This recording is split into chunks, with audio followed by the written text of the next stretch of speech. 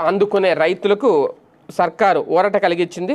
రాష్ట్ర వ్యాప్తంగా 4 రోజులుగా రైతు సేవా కేంద్రాల వద్ద ఎడతగని రద్దీ. అన్నదాత సుఖీభవ సాయం అందాలంటే రైతులు ఈకేవైసీ అంటే వేలుముద్ర వేయాలన్నమాట. అది పూర్తి చేయాలి అనేది వ్యవసాయ ఉద్యానవన శాఖ చెప్పడం ఇందుకు కారణం. అయితే దీనిపై ప్రభుత్వం రైతులకు ఊరటనిచ్చే నిర్ణయం తీసుకుంది.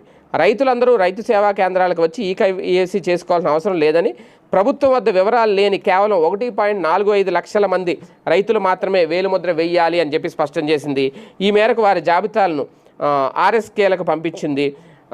దీంతో అర్హులు గుర్తింపు సులభతరం చేయబోతున్నారు. వాస్తవానికి రాష్ట్రంలో 45.65 లక్షల మంది అన్నదాత సుఖీభావకు అర్హులుగా ప్రభుత్వం నిర్ణయించింది. 20వ తేదీలోగా వీరందరికీ ఈకేవైసీ చేయాలని ఆదేశించింది. దీంతో ఎక్కడికెక్కడ ఉన్న రైతులంతా ఒక్కసారిగా పొలాల పాస్ పుస్తకాలు, నకళ్ళు, ఆధార్ కార్డులతో సహా తరలివచ్చారు. అక్కడ సిబ్బంది కూడా ఉదయం నుంచి ఇదే పనిలో నిమగ్నమయ్యారు. అయినా గడువులోగా పూర్తవుతుందో లేదో అన్న ఆందోళన. ఈ నేపథ్యంలో